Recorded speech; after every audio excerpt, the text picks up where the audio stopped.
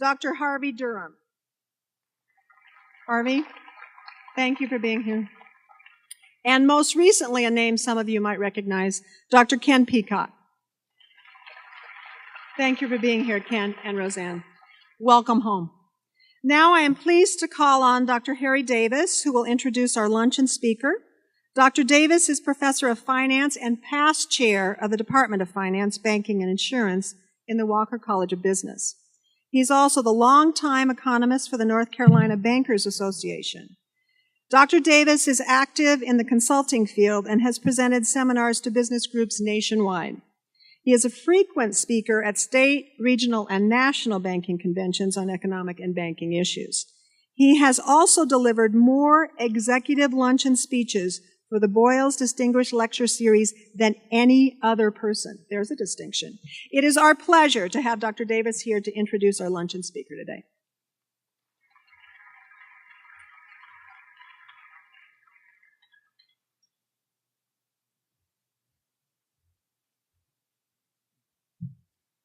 Thank you very much, Chancellor. I know some of you are wondering if I'm actually going to give a luncheon speech today, because I have done it quite a few times, but you're safe. I am not the speaker today. I'm just here to introduce a friend of mine, a guy I've known for quite some time, Mr. Mark Vitner. It's a pleasure for me to introduce him. He talks about the economy in terms that you will understand. And it's not all on this hand, and maybe that doesn't happen, this will happen. I think he'll give a very good talk that you will understand, and you will walk away with some good ideas. Mr. Vitner grew up in Atlanta. He earned his BA at the University of Georgia, MBA at the University of North Florida, and completed further graduate work at the University of Florida. He completed a National Association of Business Economics Advanced Training in Economics program at Carnegie Mellon. He is the managing director and senior economist with Wells Fargo. He's responsible for tracking U.S. and regional economic trends and writes for the company's monthly Economic Outlook report, the weekly economic and financial commentary, and provides regular updates on the housing markets, commercial real estate, and regional economies and inflation. He joined Wachovia, at that time First Union, in 1993, and previously spent 9 years as an economist for Barnett Banks in Jacksonville, Florida. His commentary has been featured in the New York Times, the Wall Street Journal, Bloomberg, and other publications. I've seen him on CNBC. For finance students, you've probably seen him speaking there in the morning. Also on the Carolina Business Review in Charlotte. Would you please join me in welcoming Mark Vitner?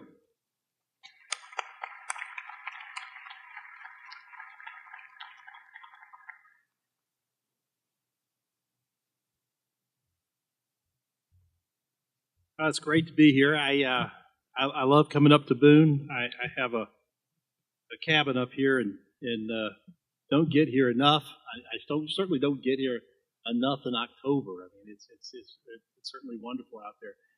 I'm going to speak fairly quickly, and I'd like to take questions. So think about some questions. There's always a lot going on in the economy.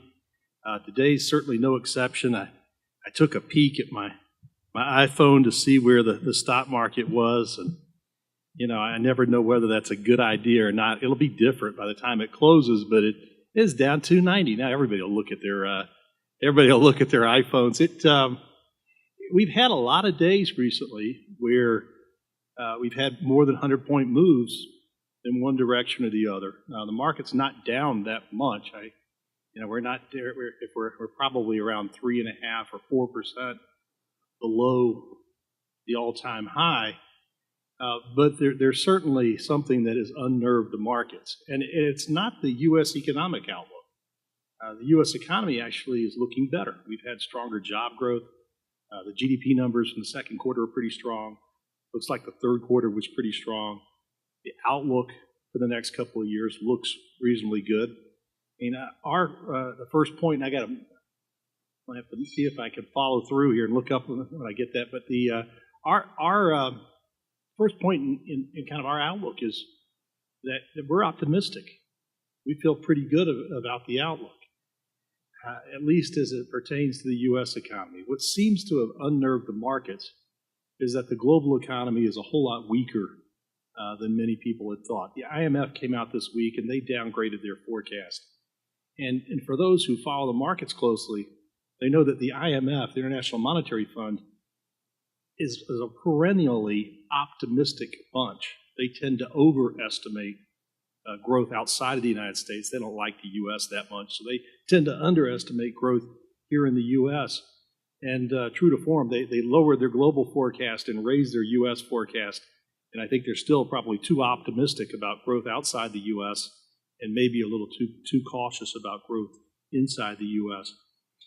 We've progressed far enough. We're 5 years past the recession that finally many of the temporary measures that were put in place, the emergency measures that were put in place to combat the Great Recession, have been rolled back.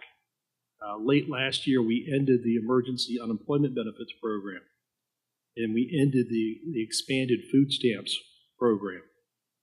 And the Fed began to wind down their asset purchases, the expansion of their balance sheet, all because the economy had strengthened to the point that those emergency measures, which were put in place in the darkest days of the recession, were no longer needed. And now the Fed's getting this month. They'll finish. They'll make their last adjustment there. While we're optimistic about the U.S. economy, we're still dealing with some structural issues, and they're all very broad topics that would take a long time to discuss. But you probably heard at least some mention of these.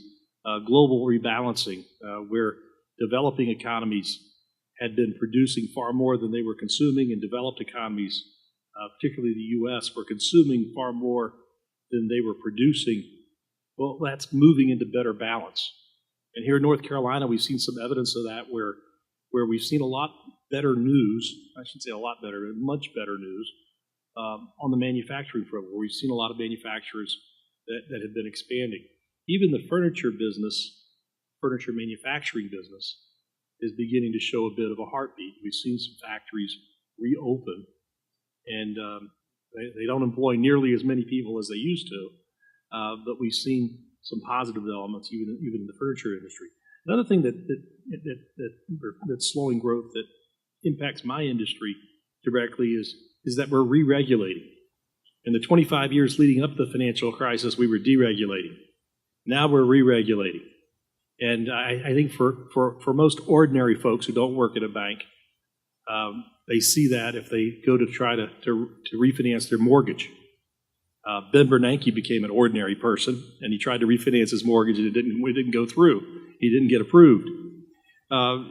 It's tougher to get a mortgage. When you re-regulate something,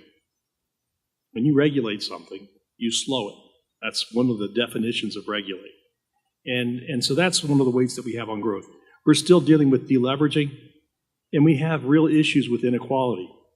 And the inequality issue has really come to the forefront in recent years, really in the past year with Thomas Piketty's book, Capitalism in the 21st Century, have been even more focused on it. And the issues have actually been around for quite some time.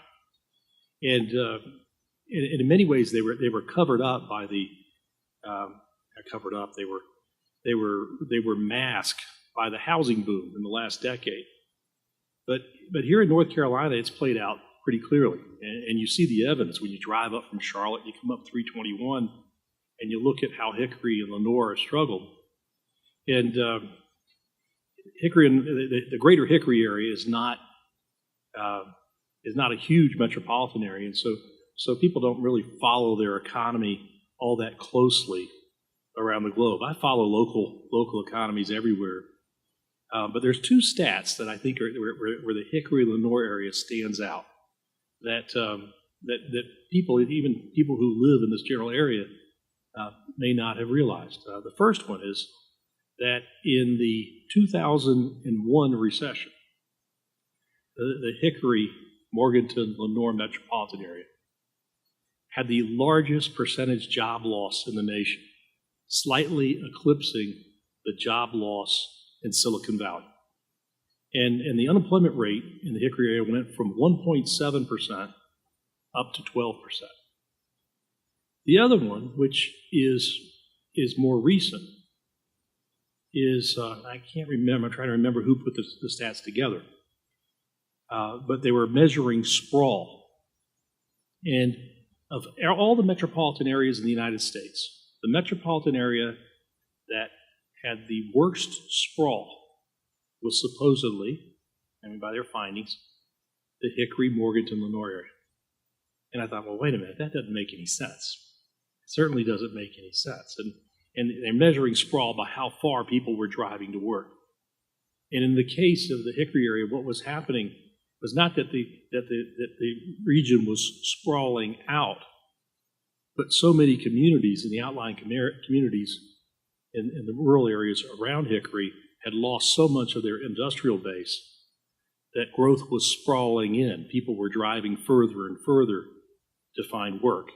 You see some evidence around that up here in Boone, too, where areas further out from Boone have been very hard hit, whereas Boone has been really an island of relative prosperity in these parts.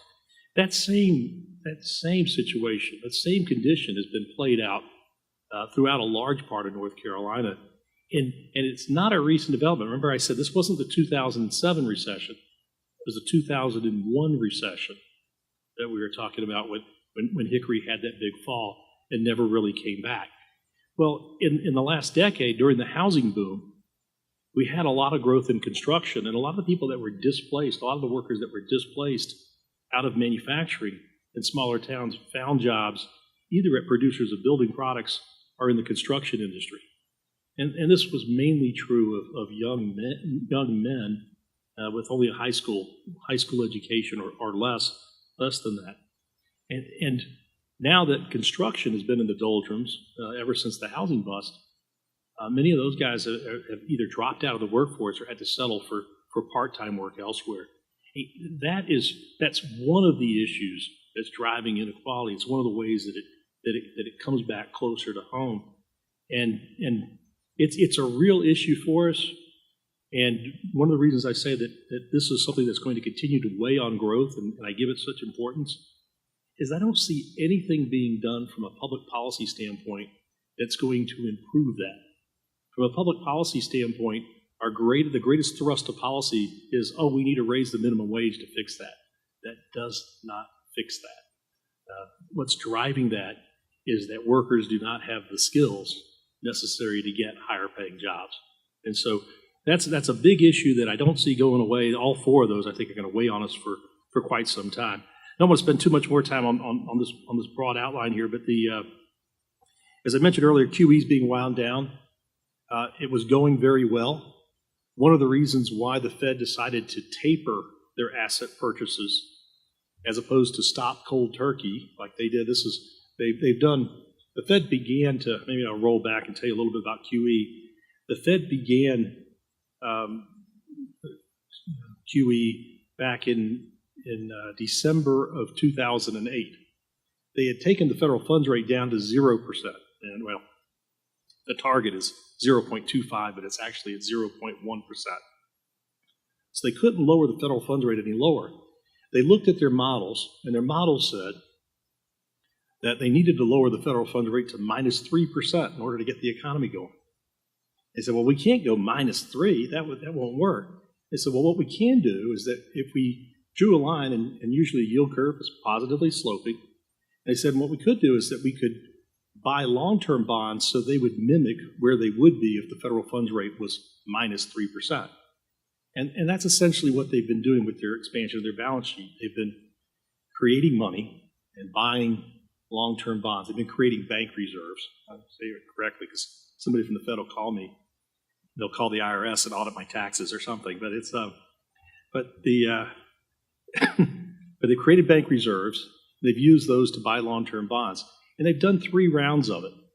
And when they stopped the first 2 rounds, they stopped cold turkey, and all at once, and the stock market promptly dropped 20%. This time, they said, well, we don't want to do that because, so what we're going to do is we'll gradually reduce our securities purchases, which is called tapering, is what the word that came out that was used to describe it.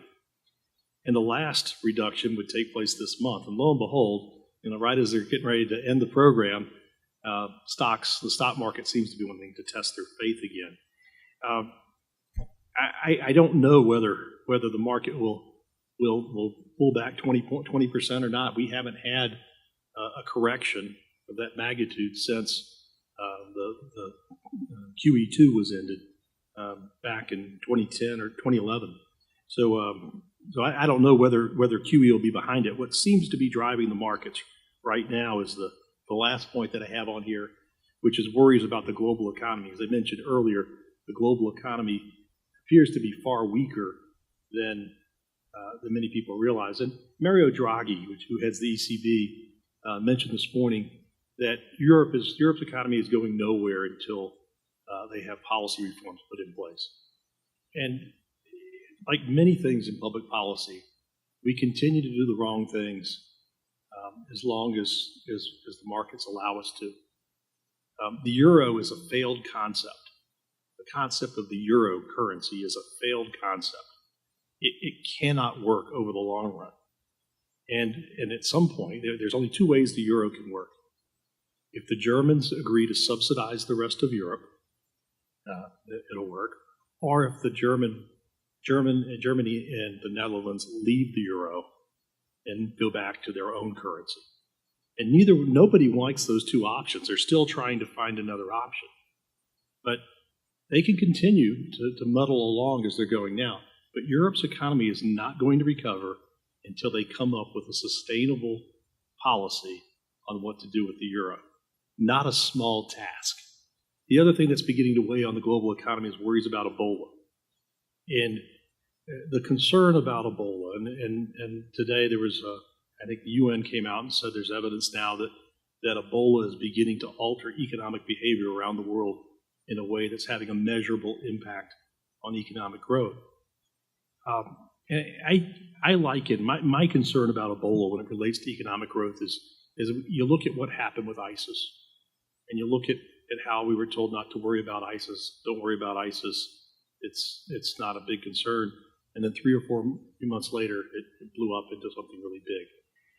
I don't know that the same thing will happen with Ebola, but it seems to be going along that same course. And if you look, we're watching the financial markets all day as well as watching the economy. You can see the reactions to the markets when there's more negative news on Ebola. It is a factor that's impacting the financial markets today. I don't know that it's impacting the economy, the global economy. The UN was the ones who came out with that number. I don't think it's impacting the U.S. economy in a big way. I mean, I remember when we had the H1N1 scare and everybody was going out and buying tarps and things like that sort. I haven't seen any of that buying yet. I haven't seen, and preppers have their own TV network now, so you would think that it'd be easier to do. I'm going to go through just a couple of charts just to reinforce this and end on a note of North Carolina, and then try to take some questions. And I'm going to bounce around, so I'm going to have to peek over my shoulder to see where we are. This is our forecast for GDP going out the next couple of years. Our outlook for 2015 and 2016 is for 3% GDP growth. And it's not an optimistic forecast relative to other economists. The blue chip consensus will be out on Friday. And I would imagine that we're below the midpoint of the consensus. What's happening here in the U.S. is that we're finally beginning to fire on all cylinders. There have been two sectors that have largely been missing in action: single-family home building and government. In the case of single-family home building, it's just been a very, very painfully slow recovery. And we've been building fewer homes and apartments than the trend growth in households. Household growth hasn't been that strong, though. In the case of government's been contracting. State and local governments have been held back because revenues were weak. Federal government's been dealing with sequestration. Well, more recently, revenues have popped back up. Sequestration has been scaled back. And so government spending should be growing modestly. And that should prove the difference between the 2.2% growth we've averaged over the last 5 years and the closer to 3% growth that we're going to average over the next 2. We also feel that 2015, 2016, just looking at the U.S. economy, will likely prove to be the best 2 years of this decade. In terms of employment growth, I'd mentioned at the start that non-farm employment comes out the first Friday of every month, that the numbers had improved. This past month, the month of September, we added 248,000 jobs. We've had 9 months worth of data.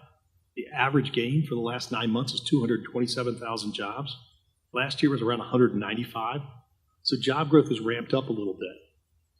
Now, I am not as blown away by those numbers. I mean, I was we had a traders meeting on Tuesday, and our Treasury trader said that it's the strongest job growth we've had ever. And I was like, not ever. I mean, strongest job growth since we've had since the mid-90s, but it comes after a deep recession. There's one big caveat that I see in there. About half the jobs that we added in September were in industries that tend to employ a lot of part-time workers and pay relatively low wages. Retail trade, restaurants, home health care, and temporary staffing, 120,000 of the 248. And that's been the trend recently. And I have this theory that prior to this year, when we had the emergency unemployment benefits and the expanded healthcare, expanded food stamp benefits, that many people were working off the books. They were working for cash, and with their benefits, the unemployment benefits and food stamps, they were doing better than the jobs that were currently available. When those programs ended, I think a lot of them came back into the workforce and took jobs that were already readily available. We saw this happen in North Carolina 6 months earlier than it did nationally because our extended unemployment benefits ended, federal funding ended 6 months earlier here. So I think a good part of the pickup in job growth does not really reflect that much of a ramp up in the economy. It's just a cautionary note on there. Unemployment fell to 5.9%. But let me show you one other chart here, and then I'm going to flip to North Carolina. This one's I'd say it's one of my favorites. I think it's one of the more telling charts that we have. The unemployment rate, it's good news that it's down to 5.9%, but it doesn't tell us as much about the economy as it used to. It's no secret that a large proportion of the jobs that we've added have been relatively low paying, and a lot of them have been part-time. The absolute number of jobs that exist in the economy is higher today than it was prior to the recession. And more people are working. 1.1 million more people are working today than when we went into recession. We went into recession December of 2007. Well, there's 15 more million people here in the United States than there were in December of 2007. So there are more people. But when you break it out between full-time and part-time jobs, the area that's in blue there is part-time jobs. And part-time jobs are currently 1.1, actually I think I used the wrong number for the total numbers above, but part-time jobs, full-time jobs, so look at the bottom of this, so a better way to put it. We're 1.1 million total jobs above where we were prior to the recession. But in terms of full-time jobs, we're 2.6 million full-time jobs below where we were. And other than this recession, which was about 2.5 times worse than your typical recession, the loss in full-time jobs, the gap in full-time employment from where we are today, from where we were prior to the recession, is as bad as any previous recession we've ever been in.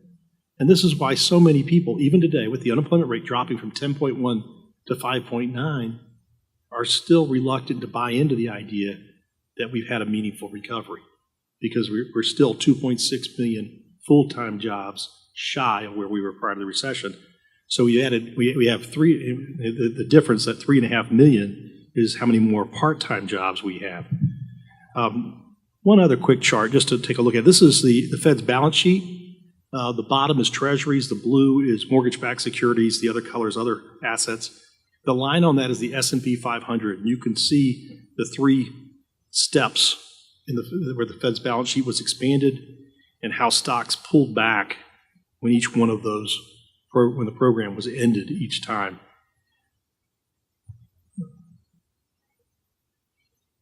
And I'm going to flip forward to I'll talk about this. This gives you a comparison of how North Carolina has done relative to other states in terms of GDP growth.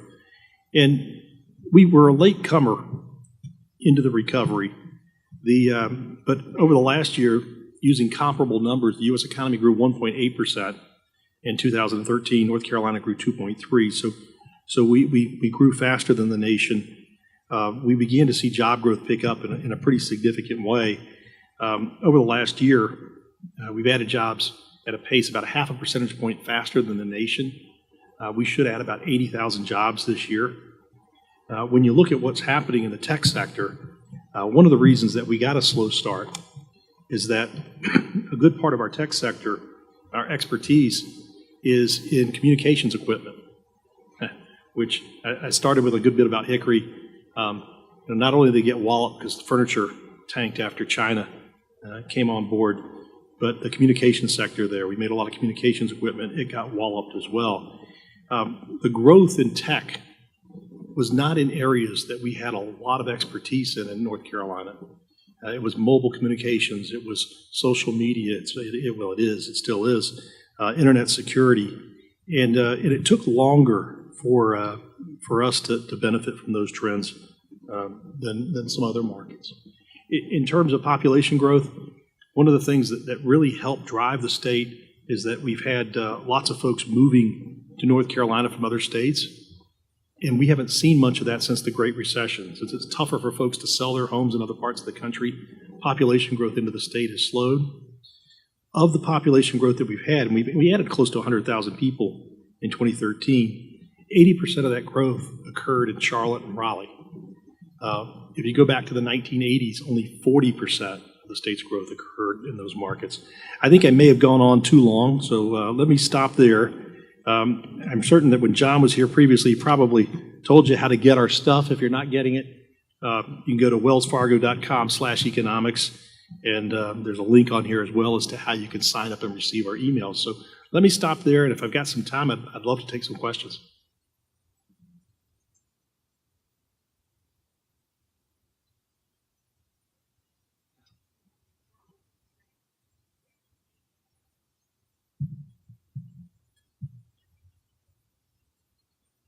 I'll repeat it to you. West Virginia? Yeah. What you see in this chart is the states that have the strongest growth are in gray, and the energy states, the states that really were benefiting from the shale boom. And even though West Virginia is a coal state, they also are benefiting from the shale boom in a big way, and that's what's driving their GDP. So it's energy states and also some technology states. And I think Colorado stands out too because they got the wacky tobacco. Now they've got energy and technology there, plus the wacky tobacco. So, any other questions? Golly, I hope I didn't depress you guys. But you do have a credit union guy coming up, so yeah.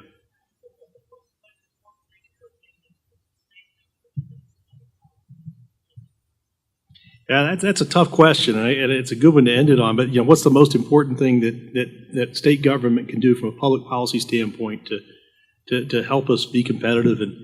And there are a number of things that you can do. I mean, and I tell you, let me tell you from a federal level too, because it's pretty simple. We need to fix the tax code on a federal basis.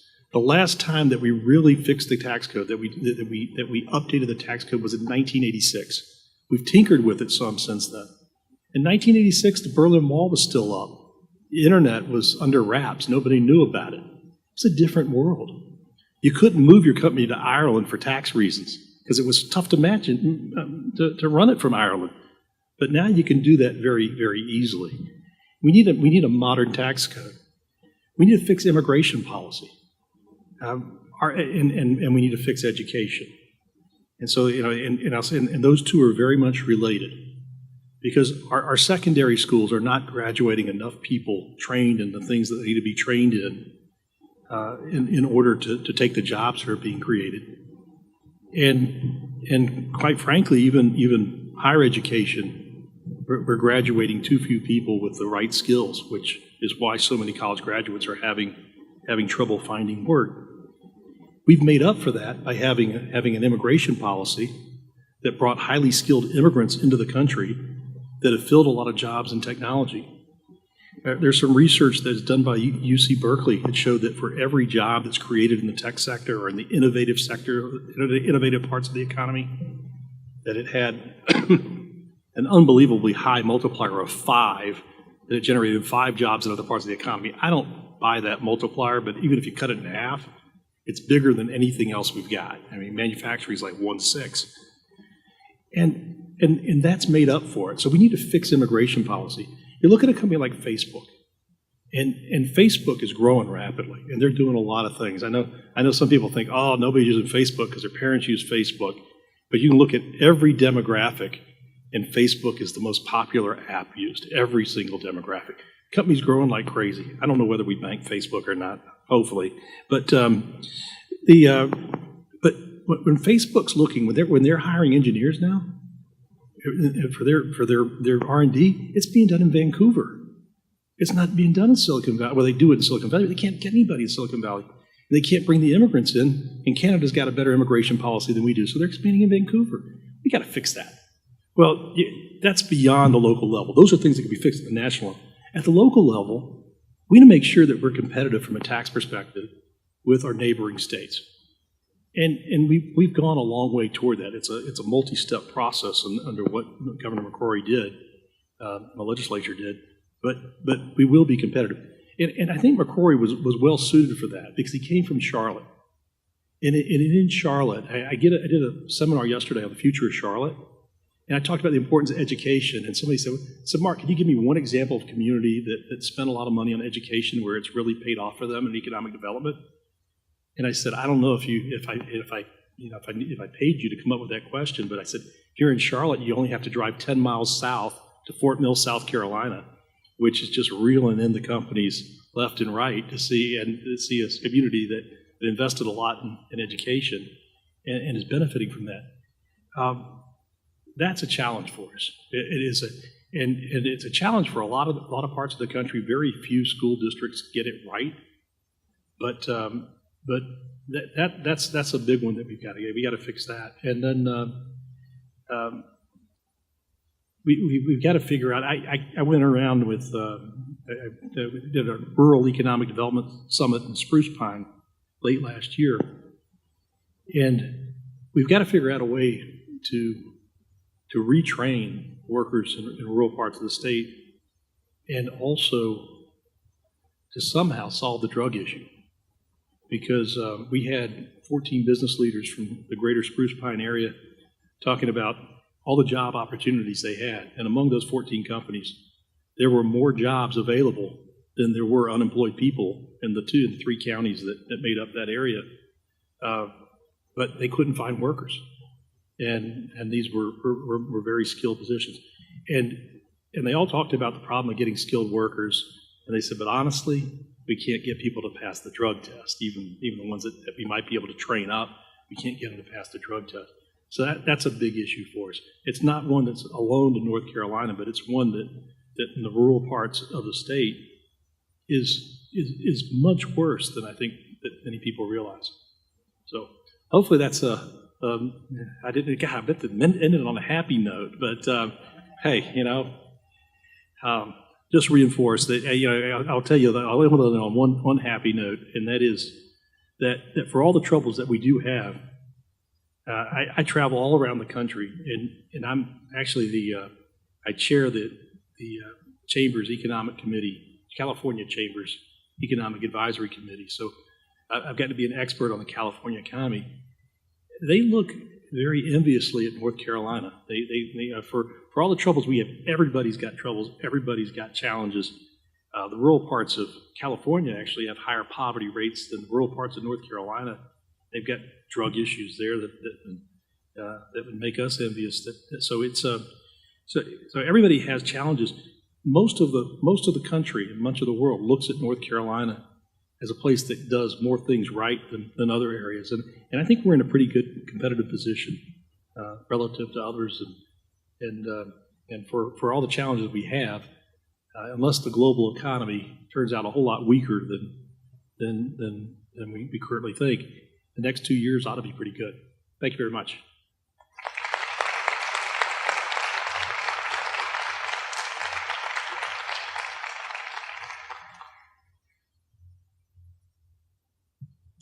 Thanks, Mark, for your very insightful and comments and putting them in terms that we can all understand, very complex matters that you put in terms that we can all understand. I'm going to go slightly off script now.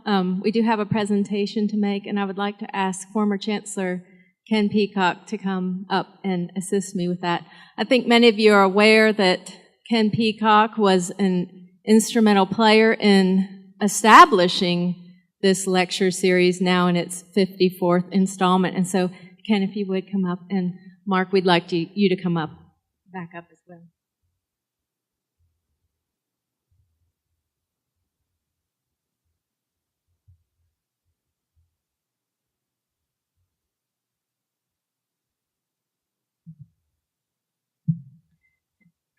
So I want to tell all of you what is going to be on this crystal tower that we're presenting to Mark.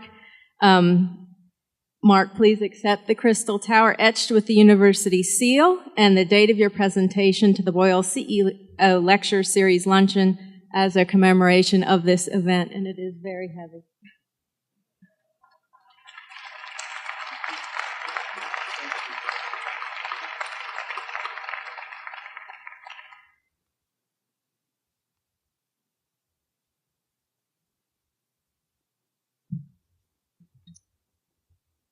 Thank you, Dean, for giving me this opportunity to come and participate in this presentation. Mark, thank you for your participation and for Wells Fargo and all its support through the years for Appalachian.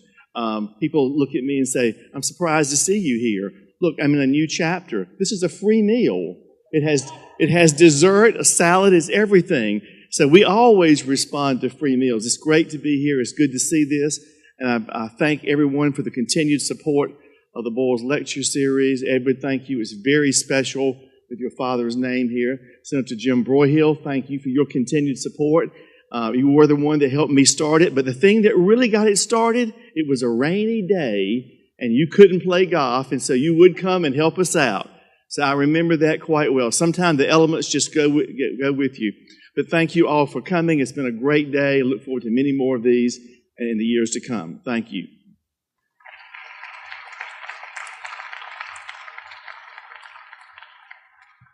Thanks, Ken. Thank you all for being here today. This concludes our luncheon. We do have the lecture that is going to start at 2 o'clock just behind the curtain. We hope you'll be able to join us to hear Jim Blaine's comments, and have a great day. It's beautiful outside, so I'm sure your afternoon will be very pleasant.